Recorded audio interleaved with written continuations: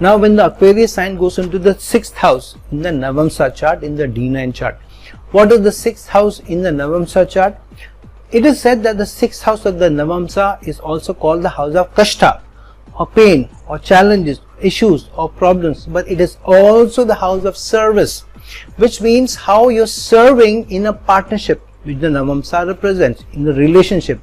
in an acquaintance. So when the Aquarius sign goes into the 6th house in the Navamsa, there is a work cut out for you. The zodiac is telling you that in service you should be able to have a more Aquarius sign energy approaches. Otherwise the kashta, the challenges, the issues, the problems will be upon you. Even the sicknesses, the illnesses will be upon you. So if you have an approach in your service which the 6th house represents,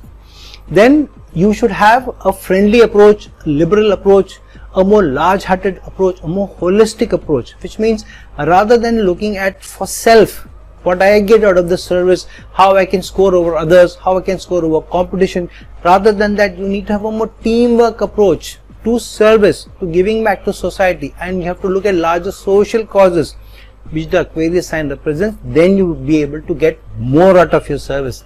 And remember that the Aquarius sign also is the 11th house in the Kalpurush Kundli, which also means your wishes and desires. So here the zodiac is telling you, by virtue of Aquarius sign going into your 6th house in the D9 in the Navamsa chart, it means that the finest dissemination of your wishes and desires will also come through how best you are at giving service, at serving others, and with a large-hearted thinking, and with a very holistic thinking, and with a very intellectual approach, and a very tolerant and a very humane approach, rather than being too rigid, rather than being too rebellious, rather than being too temperamental. So if the Aquarius sign goes into the 6th house, the work cut out for you is to have a large-hearted approach, very liberal approach, think bigger, think for your team members.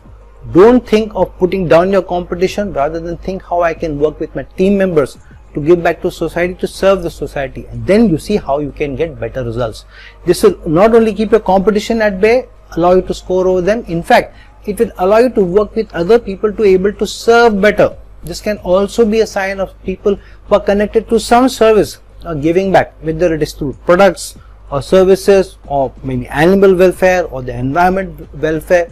something that you're doing for society indirectly or directly.